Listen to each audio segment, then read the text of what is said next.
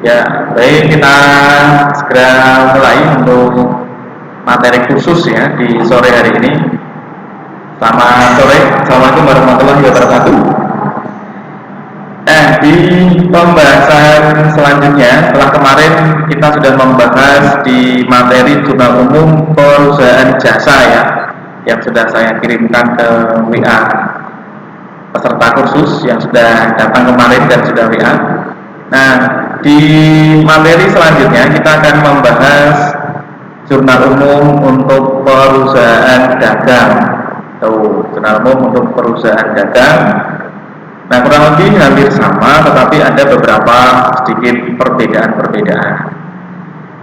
Nah, kita mulai yang pertama. Saya jelaskan dulu ya. Kalau saya sama ya, oke deh. Yang pertama yaitu kita akan membahas jurnal umum perusahaan dagang. Jurnal umum perusahaan dagang ini ya jurnal umum yang biasa dipakai untuk perusahaan-perusahaan yang bertransaksi jual beli lah seperti itu dalam bentuk barang. Nah, kalau kemarin jurnal umum perusahaan jasa, jadi transaksi yang berhubungan dengan jasa. Bedanya apa? Barang dengan jasa. Kalau barang kan tentunya produk yang terlihat lah gitu. Kalau jasa kan produk yang tidak terlihat dan lain-lain. Yang banyak sekali perbedaan-perbedaan antara produk barang dengan jasa. Nah, kali ini adalah jurnal umum perusahaan dagang. Nah, untuk pencatatannya selain kemarin sudah ditulis ya dari setiap kegiatan, setiap transaksinya. Kemarin ada apabila ada transaksi yang berkaitan dengan investasi modal, maka pencatatannya adalah kas pada modal. Kemudian ada pembelian barang secara tunai, kemarin adalah nama pembelian pada kas dan lain sebagainya. Nah, sekarang fokusnya ke transaksi pembelian di perusahaan dagang. Nanti jika ada soal atau transaksi yang berkaitan dengan pembelian secara tunai, nanti kalau ada soal yang temanya adalah telah dibeli barang misalkan secara tunai, barangnya kan masih ada disebutkan. Dibeli barang itu ya bisa perlengkapan, bisa peralatan, bisa meja dan lain sebagainya, itu ditulis aja. Jika ada pembelian secara tunai, contoh kasus perusahaan tanggal 1 Agustus membeli meja secara tunai sebesar 500.000 misalkan, maka nanti pencatatannya adalah kita catat pembelian meja, jadi kita tulis pembelian meja gitu ya, atau pembelian apa nanti yang dibeli, pembelian pada kas, pembelian posisi berada nanti di kolom debit, kasnya di kolom kredit. Kayak kemarin lah ya, kalau pembelian tunai, jadi nama barang pasti bertambah ya, pembelian bertambah ini di kolom debit, aktiva berkurang di kolom kredit. Jadi kalau ada pembelian tunai, pencatatannya nanti di jurnal umum perusahaan dagang adalah pembelian pada kas. Kalau ada nama pembeliannya ya dicantumkan pembelian apa. Tapi minimalnya standarnya ya itu pembelian tunai adalah pembelian pada kas, itu untuk transaksinya. Nah, selanjutnya adalah ketika nanti ada transaksi yang berhubungan dengan pembelian barang secara kredit. Kita beli barang tapi belum membayar, atau sudah membayar tapi masih kurang gitu ya, itu masuk ke istilahnya pembelian secara kredit. Nah, untuk pembelian secara kredit, transaksinya nanti adalah kita catat pembelian pada hutang dagang, ditambahi hutang dagang. Kan ini perusahaan dagang ya, jadi kalau kemarin pembelian barang kredit, nama barang pada hutang gitu ya. Tapi kali ini adalah pembelian secara kredit di perusahaan jurnal umum perusahaan dagang, maka pencatatannya adalah pembelian pada hutang dagang senilai yang dikeluarkan. Itu bedanya. Jadi tidak jauh sih sebenarnya ya. Kalau untuk masalah pembelian, kan yang namanya beli pasti yang dibeli itu akan nilainya bertambah. Kecuali pembeliannya tunai atau kredit. Kalau tunai adalah pembelian pada kas, kalau pembelian kredit pembelian pada hutang dagang. Itu pencatatannya. Contoh kasusnya seperti ini. Contoh kasus ya, ini cuma hanya sekedar contoh kasus saja. Pada tanggal 1 Juni, tanggalnya ya silakan masuk. Saya rubah dulu aja deh, saya rubah dulu tahunnya 2020 misalkan. Oke ya, sudah saya simpan kembali. Saya simpan, ini saya beri nama dalam perusahaan data New ya. Oke, ini ya untuk sekedar contoh kasusnya. Saya ulangi lagi dari yang pertama. Nah, jadi temanya ini saya rekam ya, saya rekam. Jadi latihan memasukkan setiap transaksi yang dilakukan oleh perusahaan, yaitu khususnya adalah perusahaan dagang di sini. Cara pencatatannya yaitu nanti ketika ada transaksi yang berhubungan dengan pembelian itu tunai cash ataupun pembelian secara kredit, nanti bagaimana cara mencatatnya. Kalau ada pembelian secara tunai, pencatatannya nanti misalkan contoh kasusnya telah dibeli barang dagangan secara tunai sebesar 500.000, maka pencatatannya kita tulis pembelian pada kas, pembelian di kolom debit, kasnya di kolom kredit. Itu kalau nanti ada transaksi yang berhubungan dengan pembelian secara tunai, pencatatannya adalah pembelian pada kas. Tetapi sebaliknya, kalau ada transaksi yang berhubungan dengan pembelian secara kredit, maka pencatatannya adalah pembelian pada hutang dagang. Gitu. Jadi beda, pembelian pada hutang gitu. Ya sudah benar sebenarnya. Nah, contoh soalnya seperti ini nanti. Tanggal 1 Juni 2020 misalkan ya, dibeli barang dagang seharga 3 juta dari toko laris. Tanggal 1 Juni dibeli barang dagang senilai 3 juta tunai. Nah, maka pencatatannya adalah, nanti kan kita tulis di Excel dulu ya, konsepnya formatnya kan ada tanggal kemarin gitu, ada tanggal Juni, tanggal sekian, kolom perkiraan, referensinya atau nomor perkiraan, debit kredit. Nah, ketika tanggal 1 Juni ini dibeli barang dagang secara tunai 3 juta, maka pencatatannya adalah tanggal 1 Juni kita tulis pembelian pada kas. Pembelian kita masukkan ke kolom debit 3 juta nilainya, kasnya di kolom kredit 3 juta nilainya. Jadi pembelian pada kas gitu pencatatannya. Bisa dipahami ceritanya ya, gitu. Nah, berikutnya adalah ketika nanti ada pembelian secara kredit. Pembelian secara kredit pencatatannya nanti adalah pembelian pada hutang. Dibalik misalkan, jika tanggal 1 Juni 2020 kita beli barang dagang senilai 3 juta dari toko laris secara kredit misalkan, belum bayar. Jadi itu adalah pembelian kredit. Kalau ada pembelian kredit, ini pencatatannya adalah kita tulis tanggal 1 Juni pembelian pada hutang. Pembelian di kolom debit 3 juta, hutang di kolom kredit 3 juta nilainya. Jadi pembelian pada kas itu untuk pembelian tunai, pembelian secara kredit adalah pembelian pada hutang. Bedanya itu. Jadi dipahami ya? Oke, next dulu itu tentang pembelian. Tentunya kalau berbicara tentang jurnal umum perusahaan dagang pasti ada jual beli ya. Kalau tadi tentang pembelian.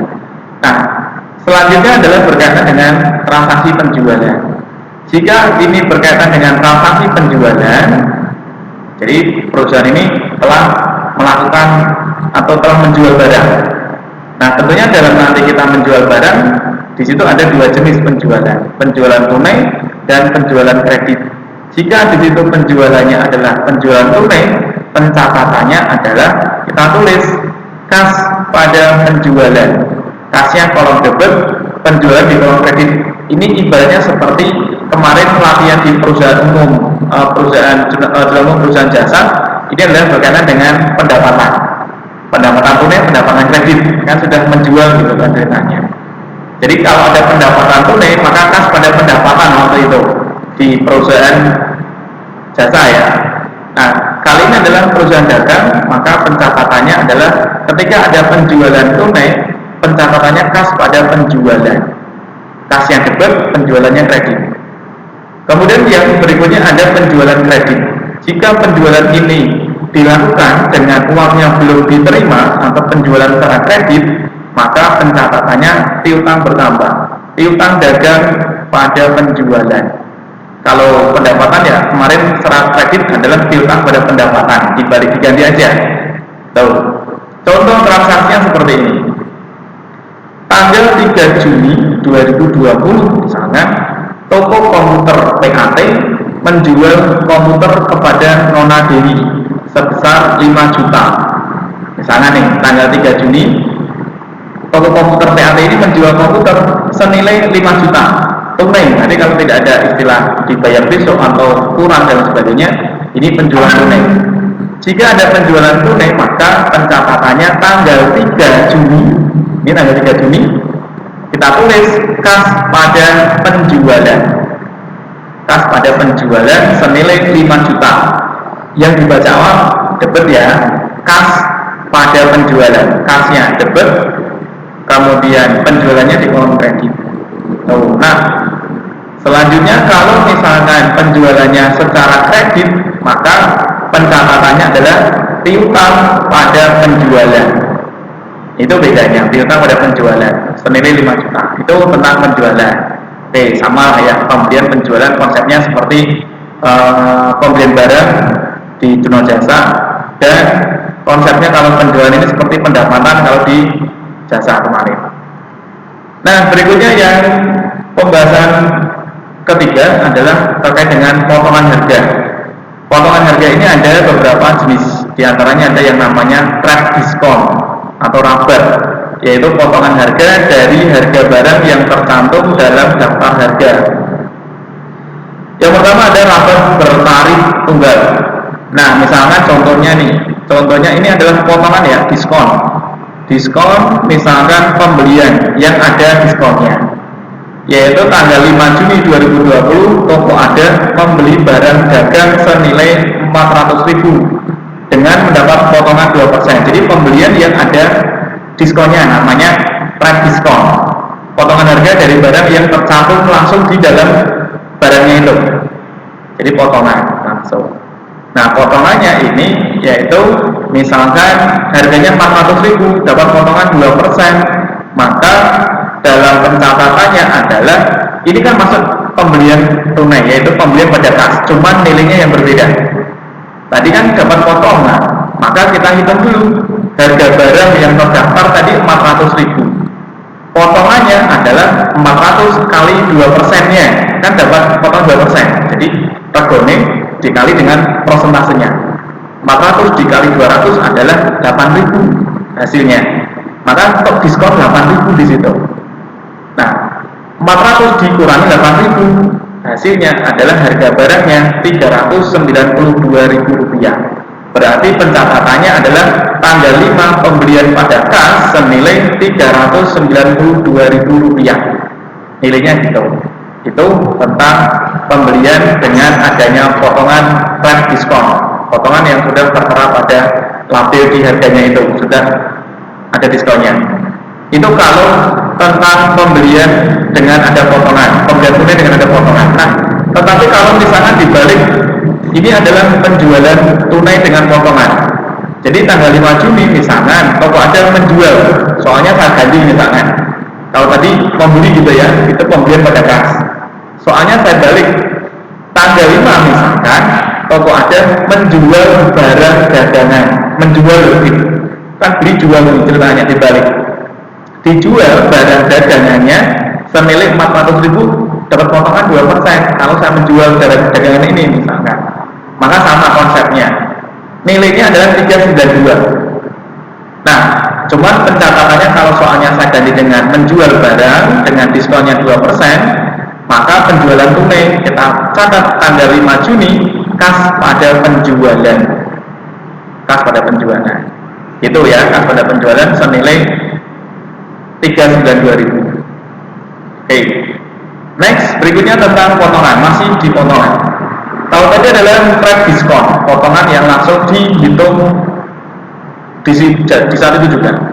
Yang berikutnya adalah potongan dengan nama rabat bertarif ganda. Nah, ini potongannya 2 kali nih, dapat diskon 2 kali. Biasanya promo-promo menjelang lebaran gitu ya, kan obral-obral diskonnya misalkan. Tanggal 6 Juni 2020 dibeli barang dagangan dengan harga menurut daftarnya ini regane 420. Dengan diskonnya 20%, 10%, 2 kali diskon, 2 kali potongan. Ini obral-obralan gitu ceritanya. Maka dalam pencatatannya nanti adalah harga barang dalam daftarnya tadi kita tulis dulu. Catatannya kecil gitu, yang 420 regane. Potongan yang pertama kita catat 20%-nya, yaitu 420.000 dikali 20%, harganya adalah 80, potongannya adalah 84.000, diskonnya itu yang pertama. Jadi harganya 420 dapat diskon 84.000 yang pertama. Mudah ya? Nah, totalnya berarti kita hitung 420 dikurangi dengan potongan yang pertama, harganya segini 336.000 regane waktu itu ya, itu potongan yang dulu misalnya. Terus berjalannya waktu ada diskon lagi 10%. Jadi harganya yang tadi terakhir 336.000 nanti dikurangi dengan diskon yang terakhir 336.000 dikali 10%, 33.600 dikurangi ya, maka hasilnya 302.400. Nah, ini adalah nilai yang nanti dicatat. Nah, jadi kalau ada pembelian barang secara tunai, tetap pembelian pada kas, cuma nilainya yang dicatat sesuai dengan transaksinya gitu nanti. Sama lah ya ceritanya. Itu tentang potongan. Nah, berikutnya adalah cash diskon, potongan tunai. Artinya cash diskon ini adalah potongan tunai jika diperoleh pembeli, jika pembeli ini sesuai dengan syarat yang ditentukan. Jadi dia akan mendapat potongan tunai jika si pembeli ini sesuai dengan perjanjian awal pembelian. Jadi ada syaratnya. Jadi misalkan kamu nanti harganya sekian, kalau kamu beli akan mendapat diskon. Ini biasanya untuk pembelian secara kredit. Nah, kamu akan mendapat diskon jika sebelum tanggal sekian kamu sudah membayarnya gitu ceritanya. Jadi cash diskon, potongan tunai, potongan yang diperoleh pembeli apabila membayar dalam batas waktu tertentu. Contohnya ada beberapa jenis model cash diskon ya. Ada 2/10, ada N/30. Membacanya adalah 2/10 N/30 akan mendapat potongan 2%. 2 itu 2%-nya ya. 2% dalam waktu 10 hari dengan jatuh tempo adalah 30 hari. Itu maksudnya. Jadi 2/10 N/30 itu maksudnya 2 itu adalah potongannya, 10 itu adalah masa tangganya, masa waktu pembayarannya. Nah, jika sebelum 10 hari dia sudah membayar, maka dia akan mendapat potongan tunai 2%. Tapi kalau dia lebih dari 10 hari, dia tidak mendapat potongan tunai. Jadi ada masa berlakunya potongan itu ceritanya. Namanya cash diskon. Jadi diperoleh jika dia sesuai dengan jatuh tempo yang ditetapkan, dia akan mendapat potongan. Tapi lebih dari jatuh tempo yang ditetapkan, dia tidak mendapat potongan. Itu ceritanya. Contoh ya, contoh kasusnya. Nah, ini nanti dipakai untuk jurnal pelunasan modelnya seperti ini nanti transaksinya. Ketika ada pembayaran ya atau pelunasan dari pembelian secara kredit dulu, dia membayar atau melunasi, pencatatannya adalah hutang pada kas dan potongan pembelian.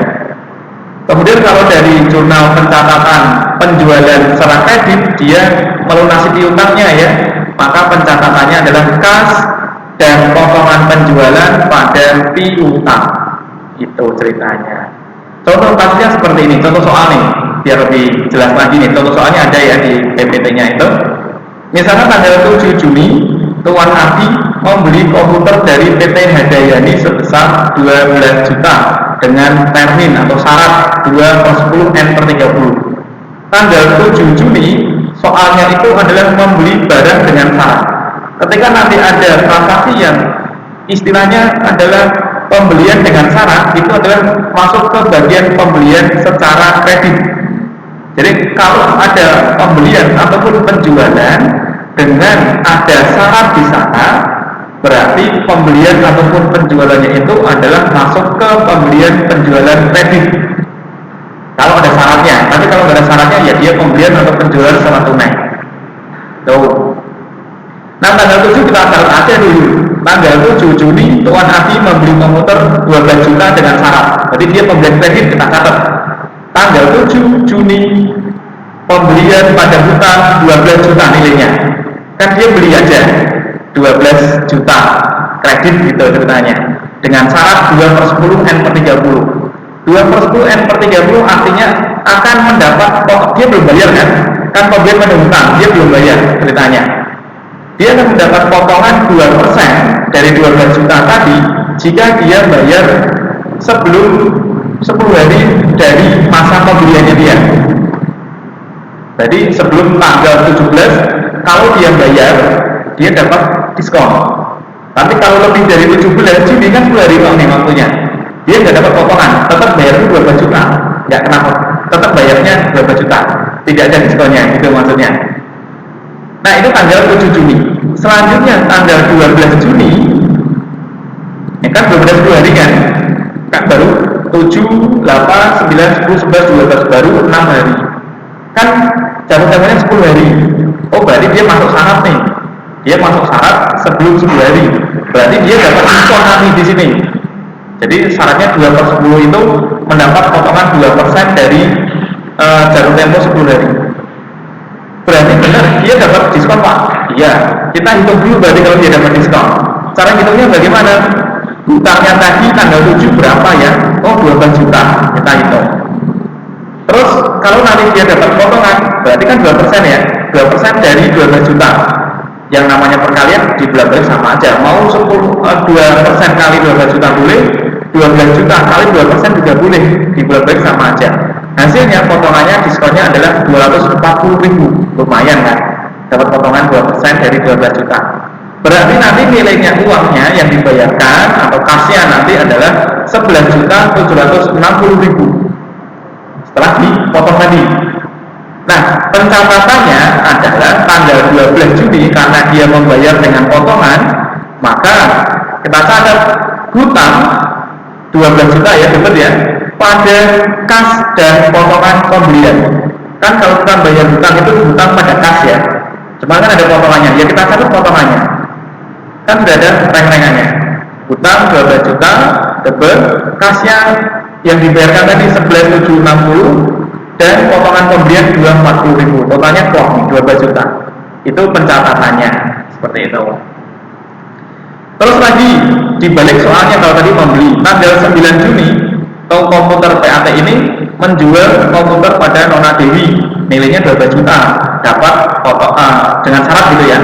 Kalau ada penjualan dengan syarat, dia masuk ke penjualan secara kredit. Pencatatannya tanggal 9 Juni adalah piutang pada penjualan. Kita catat aja seperti soalnya itu tadi. Piutang pada penjualan 12 juta. Jadi nggak usah dihitung-hitung dulu, sesuaikan dengan kondisinya. Terus tanggal 15 Juni membayar piutangnya, kekurangannya tadi.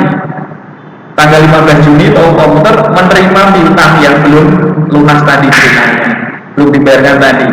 Ya sama hitungannya, hutangnya 12 juta, kalau 2%-nya adalah 240, berarti uangnya totalnya 11.760.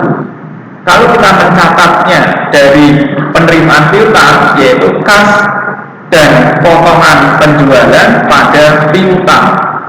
Jadi kasnya kan masuk ke dalam kita ya. Kasnya ini 11.760, potongannya 240, gitu ya. Dan piutangnya senilai 12 juta, kan kok nanti nilainya. Itu contoh kasus pelunasan dari piutang yang tertunda, itu dengan ada diskon tadi. Kalau dia bayarnya lebih dari tanggal 17 katakanlah, maka nilainya hanya kas dan piutang saja, tidak ada potongannya, tetap 12 juta nilainya. Itu kan tidak ada potongannya, lebih dari yang sudah ditentukan. Terakhir, retur pembelian. Jadi setiap perusahaan dagang kan pasti ada yang namanya pengembalian barang. Misalnya barangnya ketika dikirim sampai tempat rusak misalkan, kan dikembalikan. Terus pemesanannya tidak sesuai dengan warna yang dipilih misalkan, kan dikembalikan, namanya retur atau pengembalian barang. Nah, retur ini adalah pengembalian barang dagangan yang tidak sesuai dengan pesanan. Nah, pengembalian barang itu ada beberapa jenis. Jika pengembalian barang atau retur pengembalian dari pembelian tunai, waktu kemarin ada transaksi tanggal 1 misalkan pembelian dilakukan secara tunai. Nah, tanggal berikutnya tanggal 2 katakanlah orang tadi pengembalian dari pembelian tunai tadi, maka kita catat kas pada retur pembelian senilai yang dikembalikan. Nilainya berapa? Jadi kalau jurnal retur atau pengembalian dari pembelian tunai, kita catat kas pada retur pembelian. Kemudian kalau dari pembeliannya secara kredit, misalkan tanggal 1 dia belinya kredit senilai 1 juta misalkan, ternyata nggak cocok, dibalik 1 juta, belum bayar maksudnya, Pak bayar baliknya Pak, gitu. Maka kita catat hutangnya kan nggak jadi, hutang pada retur pembelian namanya, dikembalikan lagi barangnya, nilainya dikurangi lagi. Intinya seperti itu. Kemudian yang ketiga, jurnal dari pengembalian penjualan yang dilakukan secara tunai. Misalnya tanggal 3 dia jual barang, saya jual barang, dapat tunai gitu ya, saya terima, orangnya nggak cocok, nggak jadi beli karena ada yang tidak sesuai. Pak, tak kembalikan aja barangnya gitu. Ini penjualan tunai, saya catat namanya retur penjualan pada kas. Tak kembalikan uangnya soalnya. Ini uangnya tak kembalikan gitu. Kan retur ya, baliknya masuk lagi. Namanya retur penjualan pada kas. Gitu. Kemudian yang keempat adalah pengembalian barang dari penjualan secara kredit. Waktu itu dia belinya belum bayar kredit, tapi dia mengembalikan barangnya nggak jadi beli Pak. Kita pencatatannya adalah retur penjualan pada piutang. Piutangnya kita kurangi, kan nggak jadi piutangnya. Dia nggak jadi utang maksudnya. Nah, itu contoh kasusnya. Selesai. Nah, nanti bisa diimplementasikan pada contoh soal yang ada pada latihan teori akuntansi. Di situ kan ada contoh-contoh soalnya ya. Contoh-contoh soalnya itu ada latihan persamaan dasar kemarin. Kemudian di bawahnya lagi kan ada latihan untuk jurnal umum perusahaan jasa.